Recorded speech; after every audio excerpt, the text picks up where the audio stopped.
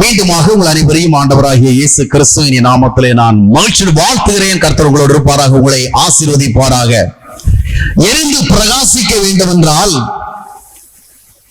அது நம்முடைய வாழ்க்கை தான். The way we live, that will shine. அதுதான் பிரகாசிக்கும். இந்த வாழ்க்கையை தேவன் பிரகாசிக்கின்ற ஒரு வாழ்க்கையாக மாற்ற வேண்டும் என்றால் ஆண்டவருக்காக, ஆண்டவரை சார்ந்த விசுவாசத்தினாலே, ஆண்டவர் மேல் வைத்த அன்பினாலே, ஆண்டவரை நல்லவர் என்று அறிந்து கொண்ட அறிவின் பின்னணியினாலே எதை வேண்டுமானாலும் ஆண்டவருக்காக செய்கின்ற ஒரு அர்ப்பணம் அவசியம். அல்லேலூயா. அந்த அர்ப்பணம் ஒருபோது நம்முடைய வாழ்க்கைக்கு எதிரானதாகவோ, நம்முடைய வாழ்க்கையினுடைய சந்தோஷங்களுக்கு எதிரானதாகவோ, நம்முடைய வாழ்க்கையினுடைய உண்மையான ஆசைகளுக்கு எதிரானதாக இருப்பதில்லை. அது தேவன் மகிமைப்படும் விதமாக இருக்கும். அது நம்முடைய வாழ்க்கையின் உயரத்திற்கு கொண்டு செல்லுகின்ற விதமாக இருக்கும். ஆண்டவருக்காக இழக்கின்ற ஒவ்வொன்றும் ஒன்றுமே இல்லை, அற்பமானவைகள். அந்த இழப்பிற்கு பின்னாலே நாம் பெறப்போகிற ஆசீர்வாதங்களோ அது நம்முடைய வாழ்க்கையை பிரகாசிப்பிக்கின்ற ஒன்றாக மாற்றுகின்றது. ஆபிரகாமுடைய வாழ்க்கை தேவன் உலகத்திற்கு வெளிச்சமாக காண்பிக்க விரும்பினார். அமிதமாக காண்பிப்பதற்கு முன்பு ஆபிரகாமை பல்வேறு பாதைகள் வழியாக அழைத்து சென்று நடத்தி வந்து அந்த ஆபிரகாம் என்ற ஒரு மனிதனுடைய வாழ்வின் பின்னால் இருந்த அனுபவங்களை எல்லாம் ஒரு வெளிச்சமாக்கினார். இறுதியிலே அவனுடைய வாழ்விலே இன்னும் ஒரு வல்லமையான அர்ப்பணிப்புக்கு நேராக அவன் செல்ல வேண்டிய அவசியம் இருக்கிறது. ஆண்டவர் உணர்ந்து அவனிடத்துல கேட்டார், அவனுடைய மகனை நீ எனக்கு பலியிட்டு விடு. பலியிடுவாயா என்று கூட கேட்கவில்லை, பலியிடு என்று சொல்லுகிறார். இது ஏறக்குறைய ஒரு மிலிட்டரி கமாண்ட்மெண்ட் போல இருக்கு இல்லையா? ஒரு கமாண்ட். பலியிடு, பலியிடுவாயா, எனக்காக போவாயா, எனக்காக செயல்படுவாயா என்று ஆண்டவர் ஒரு பரிதாபத்தோடு பேசுகிறவரை போலதான் நாம் அறிந்திருக்கிறோம். ஆபிரகாமிடத்திலே சொல்லுகிறார், ஆபிரகாமே நீ போய் மோரியா தேசத்துல அந்த மோரியா மலையிலே உன்னுடைய மகனை பலியிடு. அதன் மூலமாக பின்வரும் சந்ததிக்கு, அதன் மூலமாக நமக்கு ஆண்டவர் எதை காட்டுகிறார் என்றால், பார்த்தாயா ஒரு பக்திமானை, இவன் தான் உண்மையான பக்திமான். அவனிடத்திலே நான் பல்வேறு கட்டளை ஏற்கனவே கொடுத்தது உண்டு, பல்வேறு காரியங்களை அவனோடு நான் சொன்னது உண்டு, எல்லாவற்றையும் கீழ்ப்படிந்தான். இப்பொழுது அவனிடத்திலே நான் என்ன சொன்னேன்? உன்னுடைய ஒரே மகனை, அதுவும் தான் கொடுத்த மகனை, காத்திருந்து பெற்ற மகனை, கனவு கண்டு பெற்ற மகனை எனக்காக பலியிடு என்று சொன்னேன். அவன் என்ன செய்தான் பார்த்தாயா? அவன் தன்னுடைய மகனை பலியிட்டு விட்டான். இதைத்தான் நான் உன்னுடைய வாழ்வில் எதிர்பார்க்கிறேன். ஹல்லேலூயா. இதைத்தான் உன்னுடைய வாழ்வில் நான் எதிர்பார்க்கிறேன். நீ எத்தனையோ எதிர்பார்ப்போடு என்னுடைய சமூகத்திலே ஜெபிக்கிறாய், நீ எத்தனையோ எதிர்பார்ப்போடு என்னுடைய சமூகத்திலே விண்ணப்பிக்கிறாய், நீ எத்தனையோ எதிர்பார்ப்போடு என்னுடைய சமூகத்திலே உபவாசித்து ஜெபிக்கிறாய். என்னுடைய எதிர்பார்ப்பை அறிந்தாயா? ஆபிரகாமை போல நீயும் எதற்கும் கீழ்ப்படுகிற ஒருவனாக, நான் ஒன்றை சொன்னால் அதை சரியாகத்தான் சொல்வேன் என்ற நம்பிக்கைகளை செயல்படுகிறவனாக மாற வேண்டும். என்னுடைய எதிர்பார்ப்பை அறிந்து கொள் என்று ஆண்டவர் அங்கே நம்மை பார்த்து சொல்லுகிறார். அல்லேலூயா. ஆனால் ஆண்டவர் விதமான ஒரு அர்ப்பணிப்பிற்கு நேராக இன்றைக்கு நம்மை வழிநடத்தினால் ஒருவேளை நாம் உணர்ச்சி வசப்பட்டு கூட ஆபிரகாமை போல் நானும் செயல்பட விரும்புகிறேன் என்று சொல்லலாம். ஆனால் இப்பொழுது ஆண்டவருடைய உண்மையான ஒரு விருப்பம் அதுவல்ல. நீயோ ஆபிரகாமை போல நான் என்ன சொன்னாலும் அதை ஏற்றுக்கொள்ளுகின்ற ஒரு ஆவிக்குரிய பக்குவ நிலைமை உடையவனாக நீ மாற வேண்டும். நீ அமிதமாக பயிற்றுவிக்கப்பட வேண்டும், பக்குவப்பட வேண்டும், அப்படிப்பட்ட அனுபவம் ஏற்பட வேண்டும் என்று தான் ஆண்டவர் சொல்லுகிறார். நாம் முந்தின செஷன்ல பார்த்தோம், ஆபிரகாம் அர்ப்பணித்தான் என்பதை விட how it was possible for him, அந்த கேள்வி அமிதமான ஒரு பெரிய அர்ப்பணிப்பு நேராக ஆபிரகாமால எப்படி போக முடிந்தது? அதற்கு என்ன விடை? அவன் செய்தான் நானும் செய்கிறேன் ஓடுவதல்ல, அவன் ஏன் செய்தான், எப்படி அவனால் செய்ய முடிந்தது? அதற்கு நான் பார்த்த முதல் முக்கியமான காரணம் என்ன? தேவன் அவ்விதமான ஒரு பெரிய அர்ப்பணிப்பிற்கு ஏற்ற விதமாக அவனை ஒரு ஆவிக்குரிய வாழ்க்கை பயணத்திலே நடத்தினார். வெறும் பக்தி செயல்களினாலே ஒருவன் உண்மையான தேவனுக்கேற்ற ஒரு விளக்காக மாறிவிட மாட்டான். தேவனுக்கேற்ற ஒரு உண்மையான ஒரு ஊழியனாக மாறிவிட மாட்டான். தேவனாலே அவன் நடத்தப்பட வேண்டும். தேவனாலே அவன் பயிற்றுவிக்கப்பட வேண்டும். தேவனோடு அவன் ஒரு நீண்ட ஆவிக்குரிய யாத்திரையை செய்து ஆண்டவரிடத்திலிருந்து அனுபவங்களை பெற்றுக் கொள்ள வேண்டும். எக்ஸ்பீரியன்சஸ். இப்பொழுது அடுத்த பக்கத்தை கடந்து செல்கிற ஆபிரகாம் அல்லது எப்படி சார் முடிஞ்சது? நம்ம சிம்பிளா படிச்சுட்டு போயிடுறோம், சிம்பிளா பிரசங்கம் பண்ணிட்டு போறோம். இந்த மாதிரி சப்ஜெக்ட் எல்லாம் நமக்கு கொஞ்சம் காரசாரமா பிரசங்கம் பண்றதுக்கு கொஞ்சம் வசதியா இருக்கு இல்லையா? ஆபிரகாமை பார்த்தாயா, எவ்வளவு பெரிய அர்ப்பணிப்பு, தன் மகனையை பலி கொடுக்க வந்தா, நீ என்ன கொடுக்கிறாய் ஆண்டவருக்கு? 10 தசமமாக கொடுக்கிறாயா? அந்த மாதிரி பிரசங்கம் பண்றது நமக்கு வெரி ஈஸி. ஆனா மைண்ட கொஞ்சம் அப்ளை பண்ணுங்க. எப்படி அந்த மனுஷனுக்கு இது இவ்வளவு சாத்தியதையா இருந்தது? இதற்கு நிறைய முன்னுதாரணங்களும் இல்லையே. நமக்காக ஆபிரகாம் இருக்கிறாரு, ஸ்தேவான் இருக்கிறாரு, அப்போஸ்தலர் பவுல் இருக்கிறாரு, பேதுரு இருக்கிறாரு, சென்ட் பால் இருக்கிறாரு. இந்த மாதிரி நிறைய ஆட்கள் முன்னாடி இருக்கிறாங்க. அதனால நாமும் நம்மளை அர்ப்பணிக்கிறதுக்கு தூண்டப்படலாம். ஆபிரகாமுக்கு முன்னாடி யார் இருந்தாங்க? வேற யாரும் கிடையாது. ஆபிரகாமிடத்துல தேவன் பார்த்தாயா, இதுக்கு முன்னாடி கொஞ்சம் பேர் இருந்தவங்க எல்லாம் எந்த அளவுக்கு ஏன் முன்னாடி உண்மையாக வாழ்ந்து பெரிய பெரிய அர்ப்பணிப்பு எல்லாம் செஞ்சிருக்கிறாங்க. அது மாதிரி நீ செய்யணும்னு சொல்றதுக்கு சுட்டி காட்டுறதுக்கு ஆளே கிடையாது. ஸ்ட்ரைட் கமாண்ட், போ பலியிடு, அந்த மாதிரி. அப்போ ஆபிரகாமால இது எப்படி முடிஞ்சது? ஒருவேளை நான் இதை திருப்பி திருப்பி கேட்கிறோம், என்ன பிரதர் அரைச்ச மாவை திருப்பி திருப்பி அரைச்சிட்டீங்க, அடுத்த சப்ஜெக்ட் போங்க. நாங்க நிறைய கருத்துக்களை கேட்க ஆசையா இருக்கிறோம். நீங்க சொல்றது அரைச்சது ஒழுங்கா அரைக்கணும். அரைகுறைய அரைச்சுக்கிட்டு அப்புறம் இட்லி சரியா வராது இல்லையா? சரிதானே? அரைச்ச மாவை திருப்பி திருப்பி அரைக்கிற எதுக்குன்னு சொன்னா இன்னும் சரியா அரையல.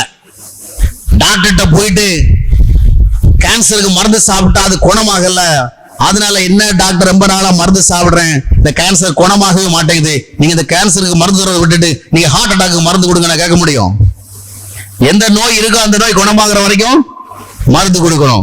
சரி, இப்போ இந்த கேள்வி நீங்க திருப்பி திருப்பி கேட்கணுங்க. யாரா கேட்டீங்களா?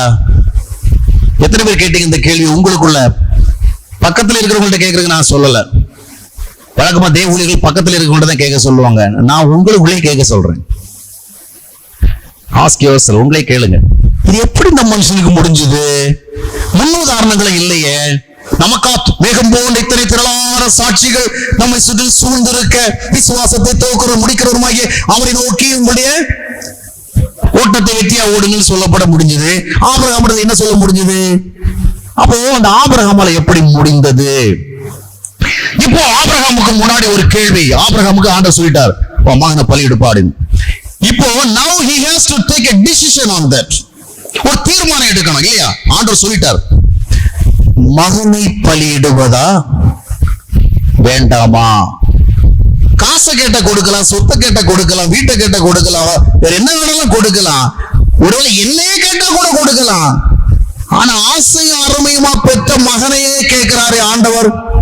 அந்நிய தேசத்துல 25 வருஷமா ஒரு எதிர்பார்ப்போடு ஏக்கத்தோடு வாழ்ந்து பெற்ற மகன் வயசான காலத்துல குழந்தை பெற்றிருக்கிறோம் பாரு அப்படின்னு சமுதாயத்தினாலே எல்லாராலும் சிரிக்கத்தக்க நிலைமைக்கு ஏற்பட்டு அப்படிப்பட்ட ஒரு மகன் அவன் இந்த வயசு வரைக்கும் வளர்த்து வைத்திருக்க இவனை போய் கேட்கிறாரே. Now he must take a decision. அந்த இரவிலே நீங்கள் இருந்திருந்தால், இது உங்களுடைய இருதயத்திலே வந்துகின்ற பொழுது என்ன டெசிஷன் எடுத்திருப்பீங்க? ஆபிரகாமுடைய இடத்தில் நீங்கள் இருந்திருந்தால் என்ன டிசிஷன் எடுத்திருப்பீங்க? இந்த கேள்வி ஒருத்தர் கேட்டவர் சொன்னாரு, ஆபிரகாமுடைய இடத்துல நான் இருந்திருந்தாலும் இந்த டிசிஷன் தான் எடுப்பேன். ஏன்? ஆபிரகாமுடைய இடத்துல நான் இருந்தா நான் ஆபிரகாமா தான் இருந்திருப்பேன். ஆபிரகாமா இருந்தா இந்த டிசிஷன் தான் எடுப்போம். நம்ம ஆபிரகாமா இல்லாம ஆகாபு மாதிரி இருந்தா எடுக்க மாட்டோம் இல்லையா? ஆமா, ஆபிரகாமா இருந்திருந்தா எடுப்போம். ஆபிரகாமா இருந்தா தான் ஆண்டவர் சொல்லுவார். இன்னைக்கு ஆண்டவர் நம்மகிட்ட பெரிய பெரிய காரியத்தெல்லாம் எல்லாத்தையும் சொல்றது கிடையாதுங்க. அவங்க தங்களுக்கு எடுத்துக் கொள்ளுகிறார்கள். இன்னைக்கு ஆண்டவர் உங்களுக்கு திடீர்னு எனக்காக நீ மரிப்பாயான்னு கேட்க மாட்டாருங்க. ஏன்னா இதுக்கு முன்னாடி நடக்க வேண்டிய நிறைய விஷயங்கள் ஒண்ணுமே நடக்கல. சின்ன சின்ன விஷயங்களை நீ செய்யல எனக்காக, அந்த நேரத்தில் ஒரு உயிரை விடுவேன்னு கேட்பாரா?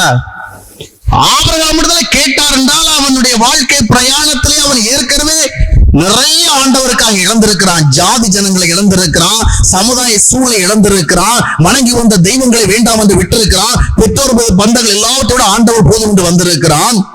எனவே ஒவ்வொன்றாக ஆண்டவருக்காக இழந்து இழந்து இழந்து இழந்து இப்பொழுது இறுதி நிலைக்கு வந்திருக்கிறான்.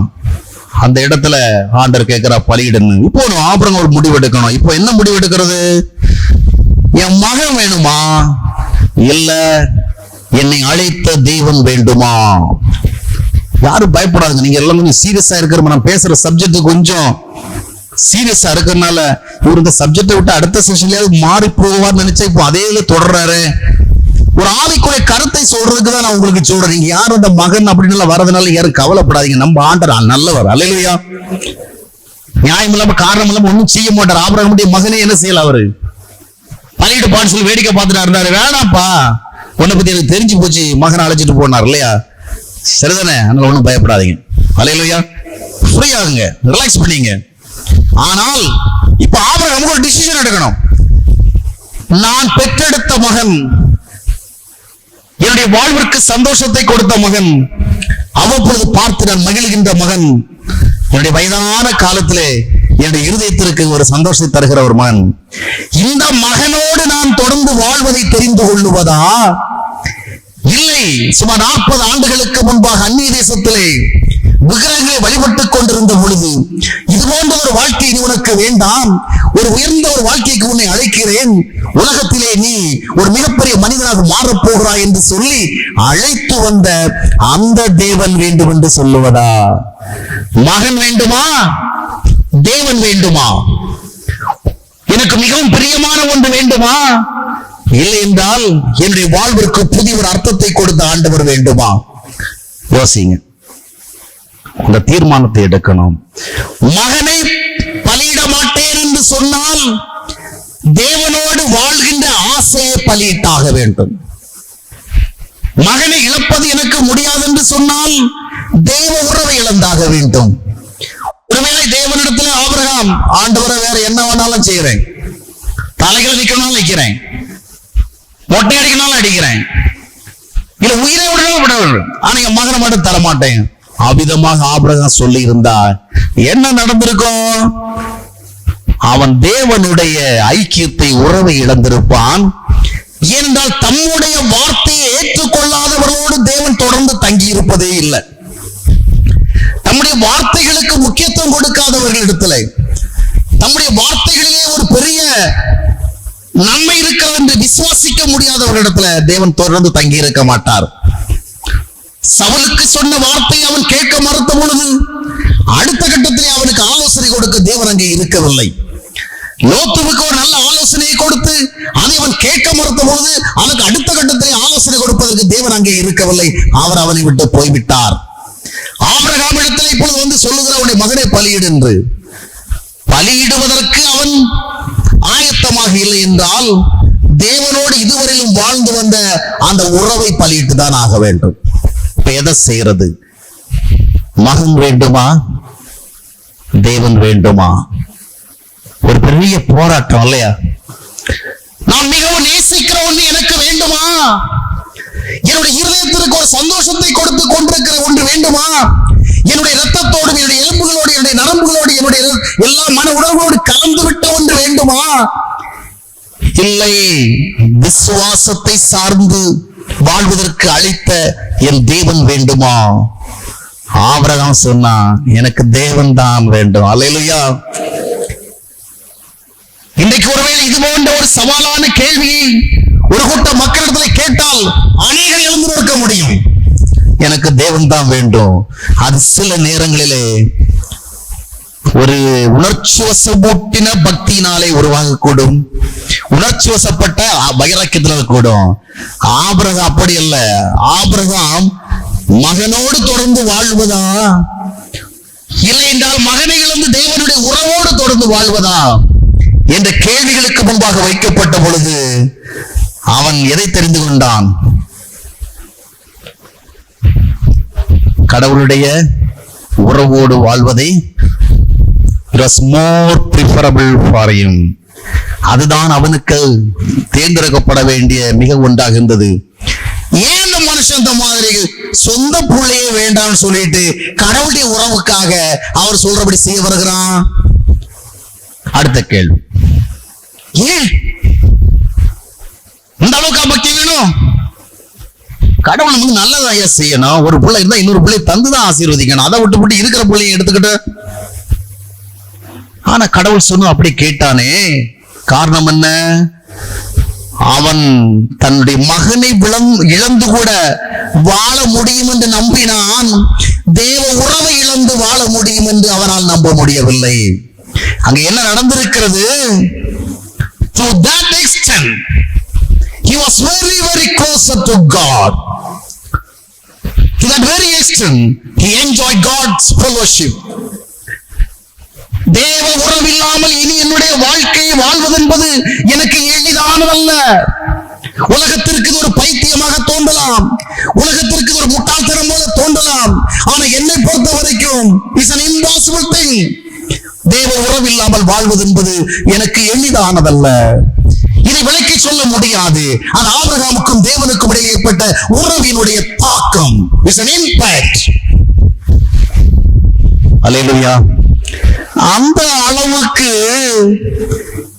தேவனுடைய உறவு ஆபிரகாமுடைய மனநிலையை, இதய நிலைமையை மாற்றி இருக்கிறது. ஒரு காலகட்டம் வந்த பொழுது மகன் இல்லாமல் கூட நான் வாழ்ந்து சமாளித்து விடுவேன். இந்த மகனை எனக்கு கொடுத்த ஆண்டவர் இல்லாமல் எனக்கு வாழ தெரியாது ஐயா.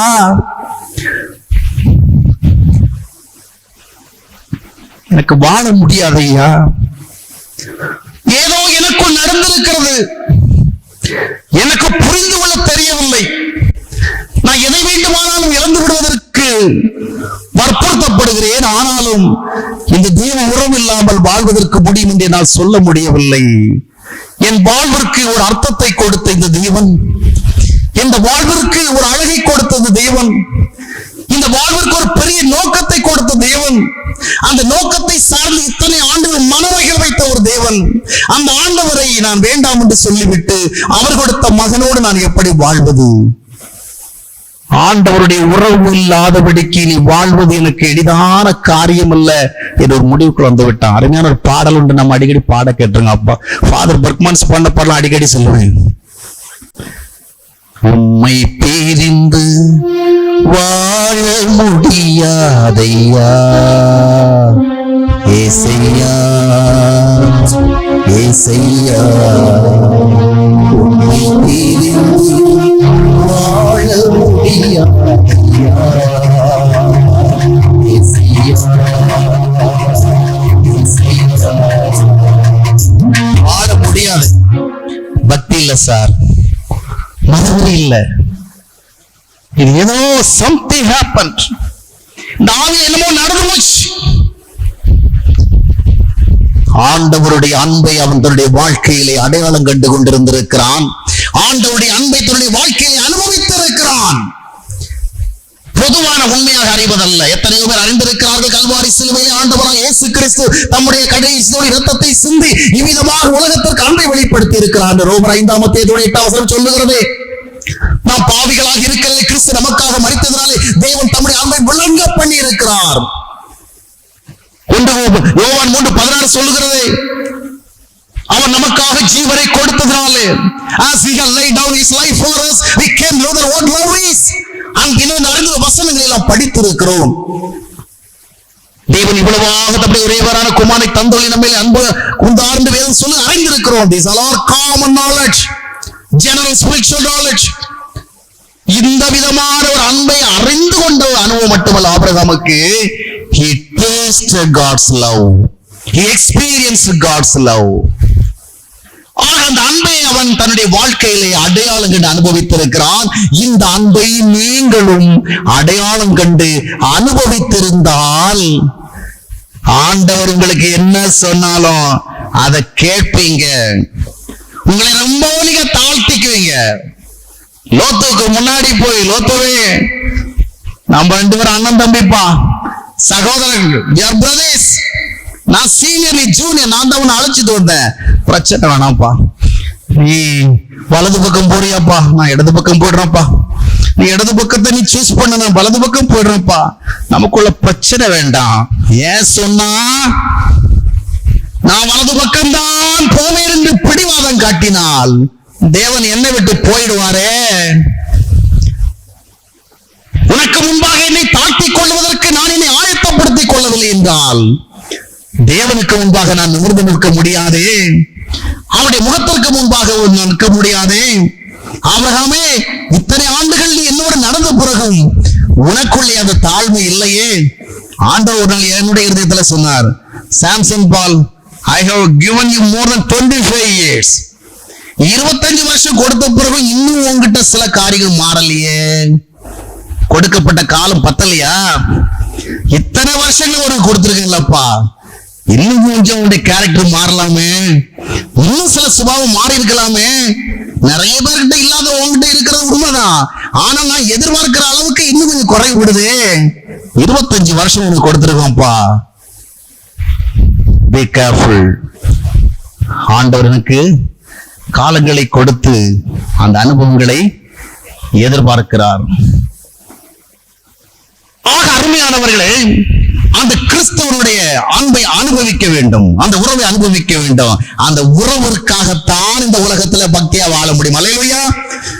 நரகத்துக்கு பயந்தெல்லாம் யாரும் இந்த உலகத்துல பரிசுத்தமான வாழவே முடியாது.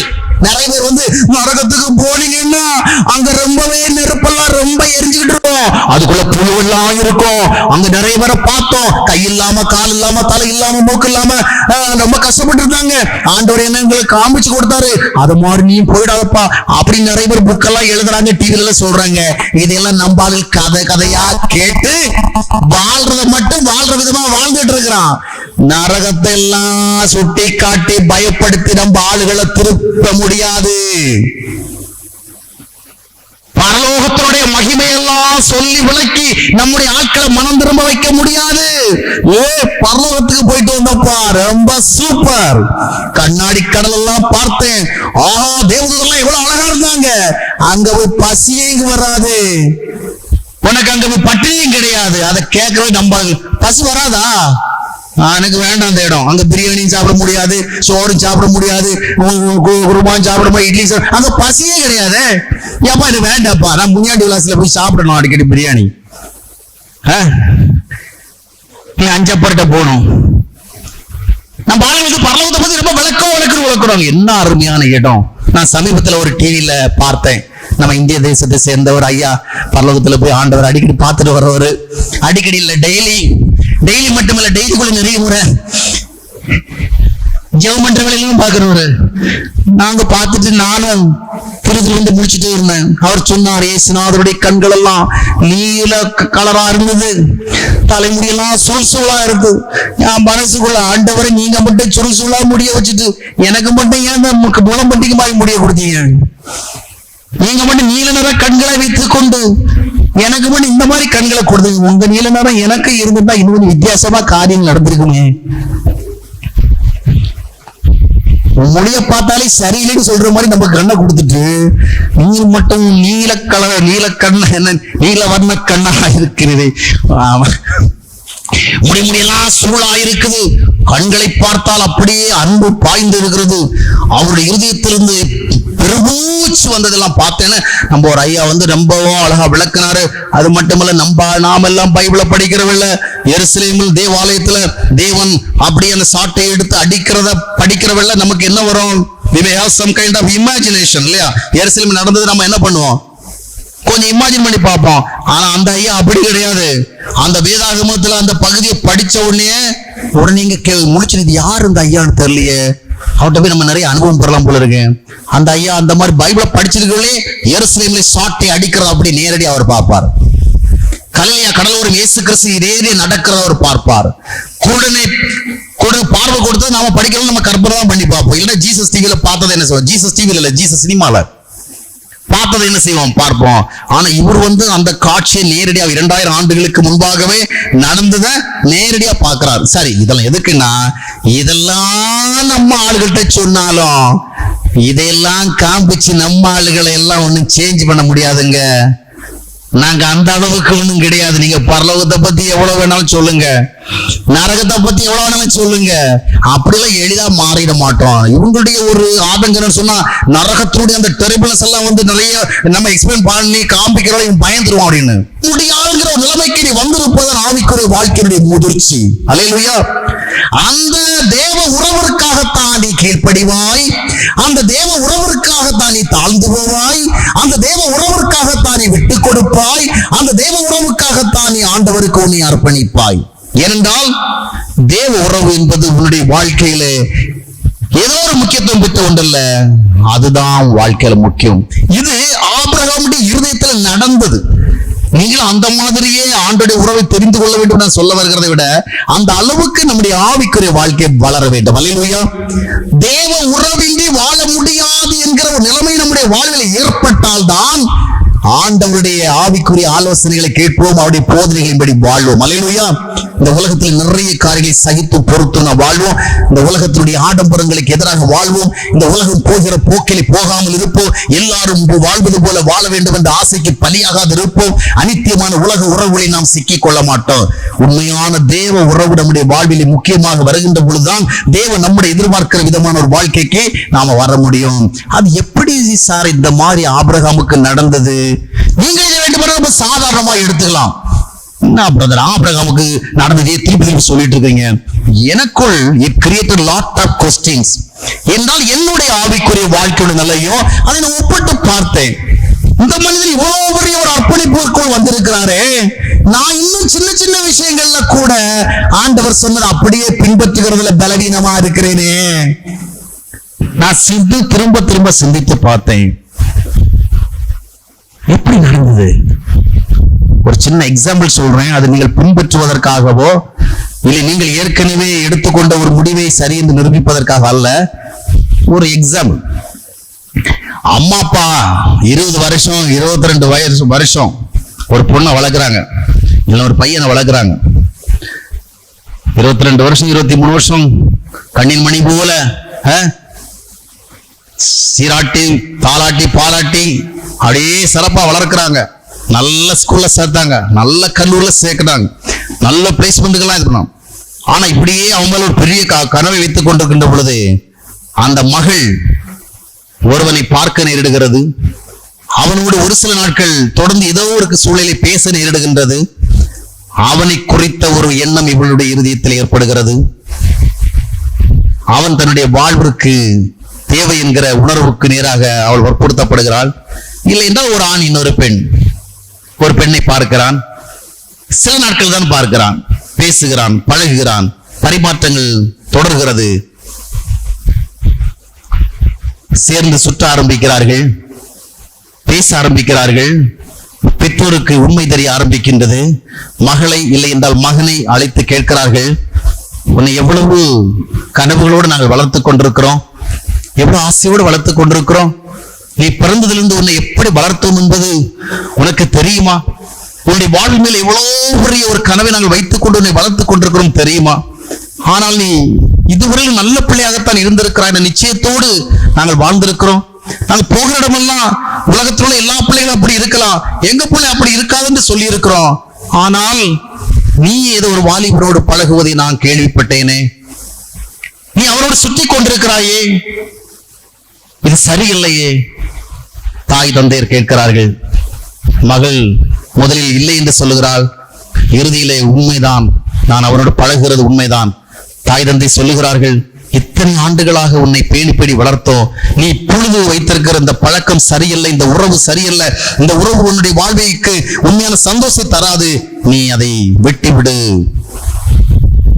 ஆனா மகள் சொல்லுகிறாள், இல்லை இல்லை, என்னால முடியாது, இந்த உறவினால் நீ வாழப்போவதில்லை, உன்னுடைய எதிர்காலத்தை நீ அழிக்கப் போகிறாய். இதுவரை கரிசனையாக உனக்கு எத்தனையோ காரியங்களை செய்தோமே, அதே கரிசனையான இருதயத்தோடு சிந்தித்து சொல்லுகிறோம், நீ இப்பொழுது பழகி இருக்கிற இந்த உறவு உனக்கு நல்லதை கொண்டு வர போகிறதில்லை. நீ எங்களுடைய கண்களுக்கு முன்பாகவே கஷ்டப்பட போகிறாய். எங்களுடைய எண்ணங்களுக்கு எதிராக நீ போகிறாய் என்பது மட்டுமல்ல, எங்களுடைய கண்களுக்கு முன்பாக நீ கஷ்டப்பட போகிறதை பார்க்க போகிறோமே, அதற்காக வருந்துகிறோம். மகளே வேண்டாம், அந்த உறவை விட்டுவிடு. ஆனா மகள் சொல்லுகிறாள், இல்லை, அவன் தான் வேணும், தாய் தந்தையர் சொல்லுகிறார்கள், நாங்கள் வேண்டுமா அவன் வேண்டுமா? 23 24 வருடங்களாக வளர்த்து ஆளாக்கிறோமே, நாங்கள் வேண்டுமா அவன் வேண்டுமா? மகள் சொல்லுகிறாள், நீங்களும் வேண்டும் அவனும் வேண்டும். அப்பா அம்மா கேட்கிறாங்க, ஏதாவது ஒன்றுக்கு சொல்லு, நாங்கள் வேண்டுமா அவனும்? அவள் சொல்லுகிறாள், அவன்தான் வேண்டும். இது உதாரணம். forget it. நான் இப்ப யூத் மீட்டிங்ல பேசல. எப்படி ஆபிரகாமுக்குள்ளே தேவ உறவு விட்டு விலகி வந்து மனித உறவுக்குள் மகிழ முடியாத ஒரு நிலைமை ஏற்பட்டது, தேவ உறவின்றி வாழக்கூடிய சூழல் எப்படி ஏற்பட்டது? இந்த மகளுக்குள் ஒரு சாதாரணமான ஒரு ஹியூமன் ரிலேஷன், ஒரு எதிர்பாலின ஈர்ப்பு உள்ளே புகுந்தது. உள்ளே புகுந்து அவருடைய மனதை அது மாற்றினது. ஒரு கெமிக்கல் சேஞ்ச் நடக்கிறது போல அந்த எதிர்பாலினம் தொடர்பான உணர்வு உள்ளே புகுந்து, இதற்கு மேல் அவன் கொள்ளைக்காரனா இருந்தாலும் பரவாயில்ல, கொலைகாரனா இருந்தாலும் பரவாயில்ல, பயங்கரவாதியா இருந்தாலும் பரவாயில்ல, அவன் ரவுடியா இருந்தாலும் பரவாயில்ல, அவன் அயோக்கியனா இருந்தாலும் பரவாயில்ல, அவன் இல்லாமல் என்னால் வாழ முடியாது என்று சொல்லத்தக்கதான ஒரு தாக்கத்தை உள்ளே உருவாக்கி இருக்கிறது. புரிந்து கொண்டீர்களா? something happened. அதனால தாயும் தந்தையும் கூட வேண்டாம், அவன் வேண்டும். அதுக்காக நான் சொல்லுகிறது தாய் தந்தை வேண்டாம் என்று அவனை விரும்புறதை நியாயப்படுத்துறதுக்காக அல்ல, தவறாக புரிந்து கொள்ளாதீர்கள்.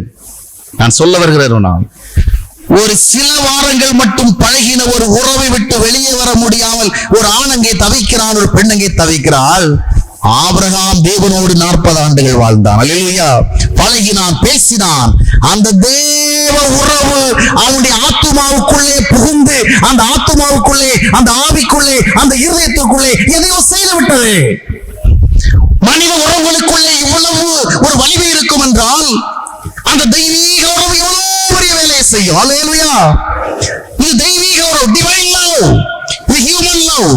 அந்த ஹியூமன் லவ்வே அவன் இல்லாமல் அவள் இல்லாமல் வாழ முடியாதுங்கிற உணர்வை உருவாக்கும் என்றால், வானத்தையும் பூமியும் படைத்த சர்வ வல்லமையுள்ள தேவனாகிய கர்த்தருடைய அந்த தூய்மையான அன்பு ஒரு மனிதனுடைய உள்ளத்துக்குள் வருகின்ற பொழுது அவன் எப்படி அந்த அன்பு இல்லாமல் வாழ முடியும்? அந்த உறவை எப்படி விரும்பாமல் இருக்க முடியும்? இன்னைக்கு நீ பணத்திற்காக ஆண்டவரை விலை கூறி நிற்கிறாயே, இயேசு நல்லவர், இயேசு அன்பானவர் என்று பேசிக்கொண்டு ஆடம்பரங்களில் வீழ்ந்து கிடக்கிறாயே, பணத்திற்கும் பொருளுக்கும் ஆஸ்திக்கும் அந்தஸ்துக்கும் உலக ரீதியான உயிர்களுக்கும் முக்கியத்துவம் கொடுத்து ஆண்டவருடைய உண்மைகளை காலி போட்டு மிதிக்கிறாயே, what's the reason? You have not enjoyed the love of God in your heart. You have not tasted the good fellowship of my God. Hallelujah. சொல்லுவாங்க, என்ன பிரதர் அந்த தேவ ஊழியக்காரர் இவ்வளவு பெரிய தப்பெல்லாம் செய்யறாரு, ஆனா நிறைய நல்ல பிரசங்கம் பண்றாரு, அவரால் எப்படி முடியுது? அவரால் முடியும் சார். அவர் ஆண்டவர் நல்லவர் என்று அறிந்திருக்கிறார், அவர் ஆண்டவர் அன்பானவர் அறிந்திருக்கிறார், அனுபவிக்கவில்லை. அருமையான சகோதரி சகோதரிகளே, எந்த ஒரு மனிதன் ஆண்டவரை அறிந்திருக்கிறானோ, எந்த ஒரு மனிதன் ஆண்டவருடைய அன்பை ஐக்கியத்தை ருசித்திருக்கிறானோ, அந்த உறவைக்கு எதிராக செயல்பட முடியாது. முடிகிறதென்றால் ஆண்டவர் அன்பானவர் என்று சொல்லிக்கொண்டே நீ பணத்தை அதிகமாக நேசித்துக் கொண்டிருந்தால், அந்த பணத்திற்காக பொய்யும் புரட்டை சொல்வாய் என்றால், குறுக்கு வழிகளை நாடுவாய் என்று சொன்னால், you have never enjoyed the love of God in you. அனுபவித்தவன் ஆபிரகாம். எனவே சொன்ன, ஆண்டவரே மகனவன பள்ளிடுறேன், ஆனா உண்மை விட்டு பிரிந்து என்னால வாழ முடியாது ஐயா. Something happened, I don't understand. இந்த உறவிற்காக நான் எதையோ விட வேண்டியதாக இருக்கிறது. இந்த உறவிற்காக எந்தெந்த விதத்திலோ என்னை மாற்றிக்கொள்ள வேண்டியதாக இருக்கிறது. இந்த உறவிற்காக எத்தனையோ நியாயங்களை நான் தியாகம் செய்ய வேண்டியது இருக்கிறது. Something happened. அல்லேலூயா. அது உங்களுக்குள் நடந்தால் நீங்கள் ஆண்டவருக்காக பிரகாசிப்பீர்கள். யார் வேண்டும் நாதா நீரல்லவோ,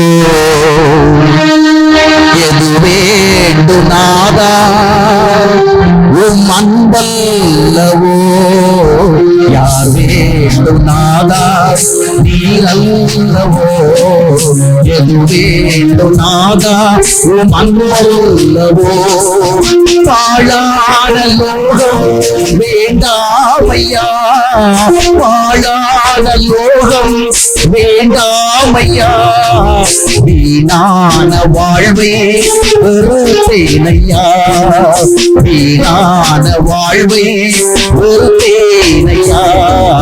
யார் வேண்டுனாரா வீரல்லவோ, எது வேண்டுனாரா உமல்லவோ. சிற்றில்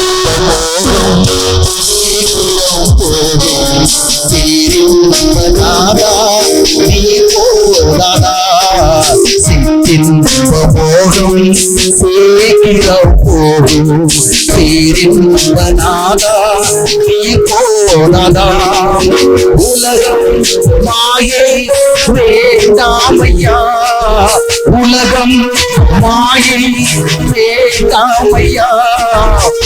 பாதம் வந்தே சரணமையா, பாதம் வந்தே சரணமையா. யார் வேண்டுனாரா நீரல்லவோ, எது வேண்டுனாரா உமல்லவோ. வாழான லோகம் வேண்டாமையா, வாழான லோகம் வேண்டாமையா. வீணான வாழ்வே வெறுத்தேனையா, வீணான வாழ்வே வெறுத்தேனையா. ஆபிரகாம் தேவனை பார்த்து சொன்னான், ஆண்டவரே நீர்தான் வேணும், எங்கேயோ இருந்த என்னை அழைத்து வந்தீரே, என் வாழ்விற்கு ஒரு அர்த்தத்தை கொடுத்தீரே, ஒரு அழகை கொடுத்தீரே, ஒரு நோக்கத்தை கொடுத்தீரே. நீர்தான் வேண்டும், நீர் எனக்கு கொடுத்த மகனை வேண்டுமானால் எடுத்துக்கொள்ளும், நீர்தான் எனக்கு வேண்டும். என்ன செய்ய வேண்டும்?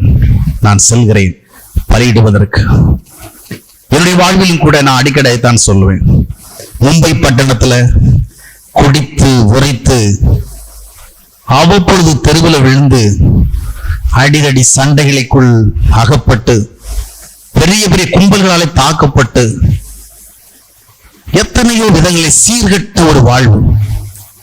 சாலைகளிலே நான் வாகனத்திலே சென்றிருந்த பொழுது அதிகமான குடிப்பழக்கத்தினாலே மிக வாலிப வயதில் எத்தனையோ முறை மும்பை நகர தெருக்களில் வேகமாக ஓடுகிற பஸ்களுக்கு இடையே நான் செத்திருக்க வேண்டும்.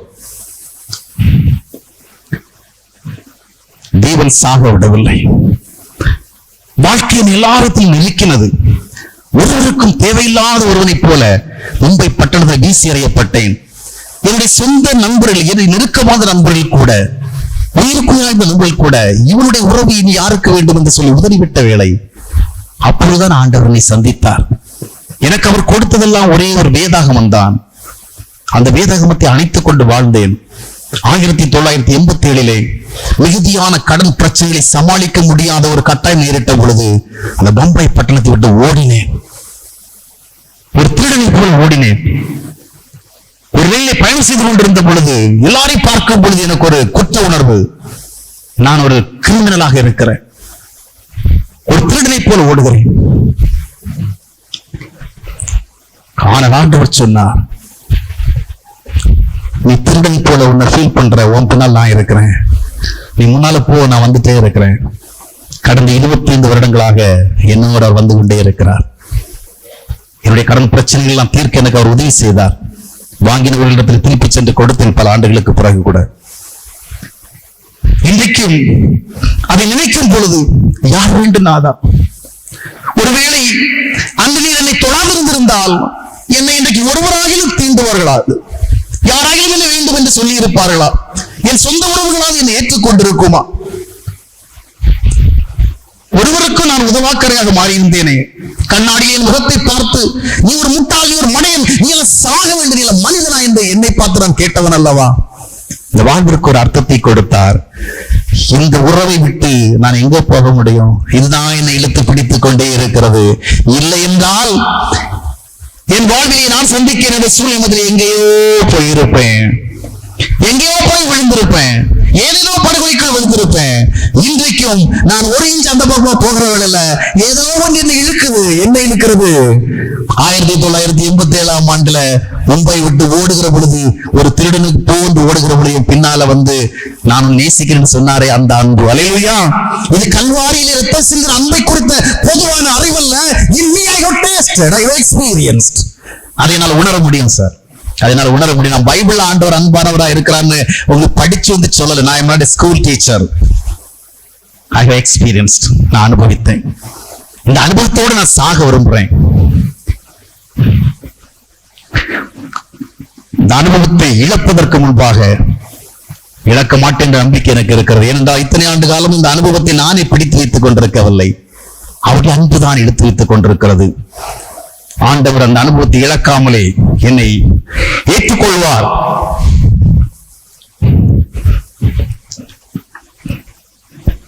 அவ்வளவு அன்பு. நான் ஒரு இறையியல் கல்லூரி போதகன் அல்ல. படித்ததை வந்து போதிக்கிறவன் அல்ல. என் இருதயத்தில் எதை ஆண்டவர் சொல்லுகிறார் அதை சொல்லுகிறவன். அந்த அன்பு இன்னும் இழக்கிறது. இது ஆபிரகாமுக்கு மட்டும்தானா? பிரதர், நீங்க ஆபிரகாமுடைய கதையை அப்படியே வச்சுட்டு ஒரு செய்தியை உருவாக்கிட்டீங்க போல இருக்குது அப்படின்னு நினைக்கிறீங்களா? இல்ல. பழைய ஏற்பாடுல ஒரு ஆபிரகாம், புதிய ஏற்பாடுல ஒரு அப்போஸ்தலனாகிய பவுல் 1 கொரிந்தியர் 4:17-11 சொல்லுகிறார், இந்நேரம் வரைக்கும் தங்க இடமில்லாதவர்களாக இருக்கிறோம். பெரிய அப்போஸ்தலன், உலகமெல்லாம் நூற்றுக்கணக்கான திருச்சபைகளை உருவாக்கின மனிதன், பல நாடுகளுக்கு பயணம் செய்தவன், ராஜாக்களை சந்தித்தவன், பிரபுக்களை சந்தித்தவன், வெள்ளியும் பொன்னையும் ஏராளமாக பெறுவதற்கான வாய்ப்பு இருந்தவன். அந்த காலத்துல எவனாவது ஒருவன் நல்லவனு 4 பேர் பார்த்துட்டா அவனு வெள்ளி தங்கத்துல நிறைய கொடுப்பாங்க. ஆனா அவன் கடைசியில சொல்லுவான், ஒரு வெள்ளி வெள்ளியும் பொண்ணை நான் இச்சிக்க கூட இல்லை, வாங்க கூட இல்லைன்னு இச்சிக்க கூட இல்லை. அந்த மனுஷன் சொல்றான் 1 கொரிந்தியர் 4:11 இந்நேரம் வரைக்கும் தங்க இடம் இல்லாதவர்களாக இருக்கிறோம், நிர்வாணிகளாக இருக்கிறோம். நல்ல ட்ரெஸ் கிடையாது. ஆண்டவர் எனக்கு நல்ல ட்ரெஸ் இப்ப கொடுத்திருக்கிறார். நான் ஒரு காலகட்டத்தில் 3 சட்டையை வச்சுதான் எல்லா மீட்டிங் எல்லாம் போய் வந்துட்டு இருந்தேன். நான் இன்றைக்கு ஒரு மீட்டிங் போனா இன்றைக்கு அந்த சட்டையை துவைக்கணும். ஆனா இன்றைக்கு ஆண்டவர் நிறைய சட்டை கொடுத்திருக்காரு, எனக்கு ஒன்றும் குறைவே கிடையாது. ஆனா அப்போஸ்தலன் பவுல் அவ்வளவு ஆண்டுகள் ஊழியம் செய்த பிறகு இந்நேரம் வரைக்கும் எங்களுக்கு நல்ல சட்டை கிடையாது ஐயா, போடுறதுக்கு நல்ல ட்ரெஸ் கிடையாது ஐயா, நிர்வாணிகளாகவும் குட்டுண்டவர்களாகவும் பசியுடையவர்களுமாக இருக்கிறோம், உலகத்தாலை துடைத்து போடப்படுகிற கூலியாக இருக்கிறோம். இது அப்போஸ்தலன் பவுல் தன்னை குறித்து சொன்னார். இயேசு கிறிஸ்துவுக்காக உலகமெல்லாம் சென்று ஊழியம் செய்த ஒரு ஊழியருடைய நிலைமையை பாத்தீங்களா? என்ன நிலைமை? இன்றைக்கு இயேசு கிறிஸ்து ஊழியம் செய்த ஒருவன் தன்னுடைய நிலைமையை பற்றி மக்களிடத்தில் சொல்ல வேண்டும் என்றால், ஆண்டவர் எனக்கு தந்திருக்கிற பெரிய வீட்டை பாருங்கள், எனக்கு தந்திருக்கிற 100 லட்சம் ரூபாய் கொடுத்து வாங்கின காரை பாருங்கள், என் மனைவிக்கு எவ்வளவு கொடுத்திருக்க நகைகளை பாருங்கள், என் பிள்ளைகளுக்கு கொடுக்கப்பட்டுள்ள உயர்ந்த நிலைகளை பாருங்கள் என்றுதான் சொல்ல வேண்டும். அப்போஸ்தலனாகிய பவுல் உலகமெல்லாம் சென்று ஊழியம் செய்து விட்டு தன்னுடைய நிலைமையை சொல்லுகிறான். இந்நேரம் வரைக்கும் சாப்பிடுறதுக்கு நல்ல சாப்பாடு இல்ல சார், நல்ல சாப்பாடு. ஆனா அதே அப்போஸ்தலன் ரோமர் 8:36 சொல்லுகிறான், கிறிஸ்துவின் அன்பை விட்டு எங்களை பிரிப்பவன் யார்? Who is there to separate us from the love of Christ? What can separate us from the love of Christ? எது எங்களை விட்டு பிரிக்கும்? நல்லா கவனிங்க. நான் irrational எதையும் பேசல, மூட நம்பிக்கை சார்ந்து எதையும் பேசல. அங்கே ஒரு மனிதனை காண்பித்தேன். அது வேண்டுமான ஒருவேளை ஒரு ரிலிஜியஸ் ஃபெனட்டிக்கா மாற்ற சொல்லலாம். இங்க ஒரு மனுஷன் சொல்றான், அவருக்கு நிறைய இருந்து ஆனா இவருக்கு ஒண்ணுமே இருக்கல. இவர் சொல்றாரு, இயேசுநாதருடைய அன்பை எங்களை விட்டு பிரிக்க முடியாது சார்.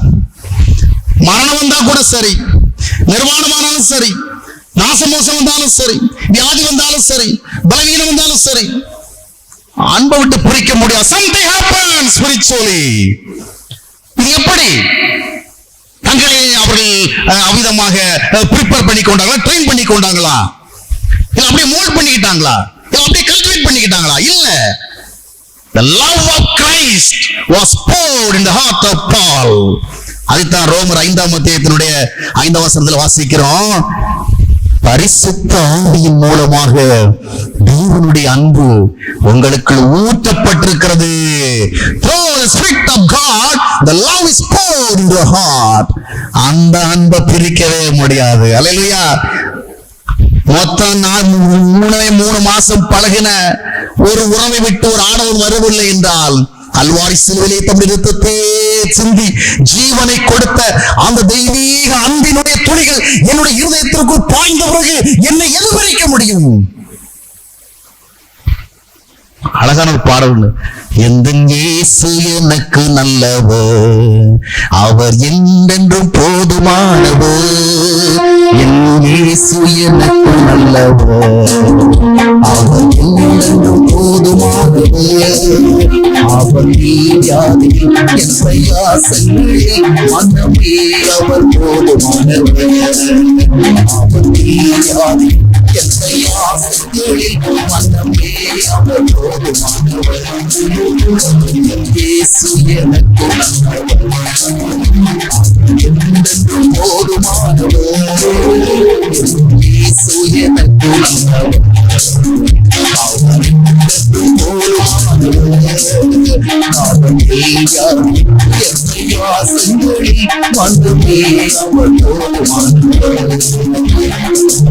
போதுமானவராக இருப்பார். அந்த அன்பு அந்த பவுலுக்குள்ள நுழைந்ததுனால வெளியே வரவே முடியல. பசி வந்தாலும் வெளியே விட முடியல, வியாதி வந்தாலும் விட்டுட்டு போக முடியல. ஒரு மனிதன் தொடர்ந்து துன்பங்களை சந்தித்தான், நெருக்கடிகளை சந்தித்தான், போராட்டங்களை சந்தித்தான், இழப்புகளை சந்தித்தான். ஆனால் ஆண்டவர் மேல் வைத்திருந்த அன்பை மட்டும் விடவில்லை, பக்தியை விடவில்லை. ஒரு மனிதன் அவனிடத்துல கேட்டான், உன்னிடத்தில் நீ இழப்பதற்கு என்ன இருக்கிறது? இன்னும் நீ அந்த இயேசுநாதரை உறுதியாக பற்றி கொண்டிருக்கிறாயே, எல்லாவற்றையும் இழந்து விட்டாயே, அடைய வேண்டியவன் அனைத்தையும் இழந்து நிற்கிறாய், இதற்கு பின்னாலும் இயேசு இயேசு என்று சொல்லிக் கொண்டிருக்கிறாயே, இனி உன்னிடத்துல இழப்பதற்கு ஒன்றும் இல்லையே. அவன் சொன்னான், இல்லை நண்பனே, ஒன்று இருக்கிறது. இத்தனையும் இழந்து விட்டது உண்மைதான், இன்னும் ஒன்று எனக்குள் இருக்கிறது. அதுதான் என் ஆண்டவராய் இயேசு கிறிஸ்துவினுடைய ஐக்கியம். அந்த ஐக்கியம் கொடுத்த சமாதானம், அந்த ஐக்கியம் கொடுத்த சந்தோஷம், அந்த ஐக்கியம் ஏற்படுத்துகிற உணர்வுகள், அது என்னை விட்டு விலகவில்லையே. அது மட்டும் விலகி விட்டதென்றால் நான் அவரை விட்டு விலகி போய்விடுவேன், இந்த பக்தியை விட்டு விலகி போயிடும். அது எனக்குள் வந்து என்னை விட்டு போக மறுக்கிறது. அது என்னை விட்டு போக மறுக்கிறது, போகாது.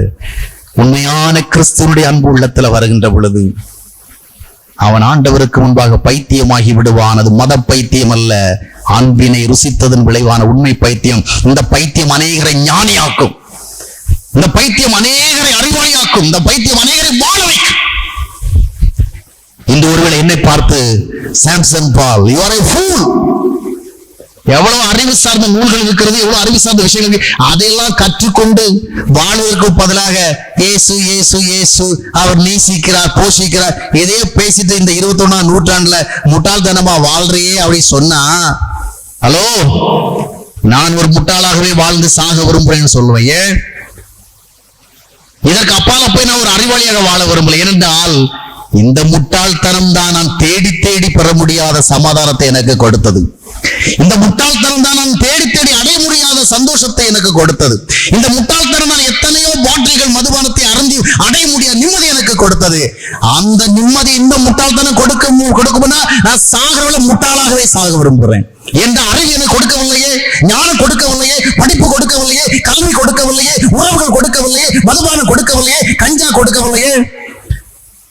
நான் மும்பை பட்டணத்துல வாழ்ந்து கொண்டிருந்த பொழுது போதையை தருகிற எந்த ஒன்றா இருந்தாலும் சரி கொடுப்பேன். அது என்னவென்றே தெரியாம கொடுப்பேன். அது கஞ்சாவா இருந்தாலும் சரி, இந்த நார்த் இந்தியாக்காரன் பெரிய பைப்ல வச்சு அடிப்போம், அப்படியே சும்மா ரவுண்ட்ல வரும். அங்கேயும் போய் வாய வச்சேன், கொஞ்சம் கிடைச்சா. கஞ்சானா எனக்கு என்னன்னு தெரியும், அப்படின்னா என்ன எனக்கு தெரியும், பிரவுன் சுகர் எனக்கு தெரியும். எங்க குமரி மாவட்டத்தில் விற்கிற அரிஸ்டம் அது எனக்கு தெரியும். ஒரு மக்கு நிறைய வாங்கி யாருக்கு தெரியாம ஊத்திட்டு போயிடுவேன். சவரிமுத்து நாடார், பொன்னையா நாடார் 2 பேருடைய ஃபேமஸ் அந்த காலத்துல, அதெல்லாம் எனக்கு தெரியும். அவைகளெல்லாம் கொடுக்க முடியாத நிம்மதியை, சந்தோஷத்தை, நிறைவை, வாழ்க்கை மாற்றத்தை இந்த முட்டாள்தனம் கொடுத்தது. இந்த இயேசுவை சார்ந்த உறவு கொடுத்தது, அன்பு கொடுத்தது. இந்த முட்டாள்தனத்தை நான் விட மாட்டேன், அது போயிடக்கூடாது. இந்த முட்டாள்தனத்தை இழந்து நான் வேற எந்த அறிவாளியாக மாறிடக்கூடாது, நான் ஞானியா மாறிடக்கூடாது. I want to continue as a fool before this world. ஏன்னா இந்த foolishness தான் என்ன வாழ வச்சிருக்கு, இந்த foolishness தான் உங்களுக்கு நிக்க வச்சிருக்கு, இந்த foolishness உறுதியாக சொல்ல வச்சிருக்கு. இந்த foolishness ஐயா என்னுடைய இதயத்தில் இருந்த எவ்வளவோ எல்லா தவறான சுபாவத்தையும் மாற்றி இருக்கு. நான் எவ்வளவு மோசமான மனுஷனா வாழ்ந்தேன் தெரியுமா? எவ்வளவு அயோக்கியனாக வாழ்ந்தேன், மனசாட்சி இல்லாம வாழ்ந்தேன். என்னை மாற்றின இந்த முட்டாள்தனம் இல்லை ஐயா. இதுதான் ஞானம். It is what is called wisdom. இதான் ஞானம். அந்த தெய்வீக அன்பு புகுந்த பொழுது விலக வேண்டியதெல்லாம் விலகினது, வர வேண்டியதெல்லாம் வந்தது. இந்த அன்பு இதுதான் ஆபிரகாமை மாற்றினது. எனவேதான் ஆபிரகாம், ஆண்டவரே மகனை பலியிடுகிறேன், உம்முடைய உறவை நான் பலியிட விரும்பவில்லை. அவன் முடிவெடுத்தான், உடனே புறப்பட்டு சென்றான். இதுதான் நம்முடைய வாழ்விலே தேவை. அல்லேலூயா. தேவ உறவின்றி வாழ முடியாதுங்கிற ஒரு உண்மை நிலைமைக்கு நாம் வர வேண்டும். தேவ அன்பின்றி வாழ முடியாத நிலைமைக்கு வர வேண்டும். அந்த வாழ்வு அழகானது, அருமையானது, அற்புதமானது, ஆசீர்வாதமானது. அந்த வாழ்விற்கு நம்மை அர்ப்பணிக்கும்படியாக ஆண்டவர் நம்மை அழைக்கிறார்.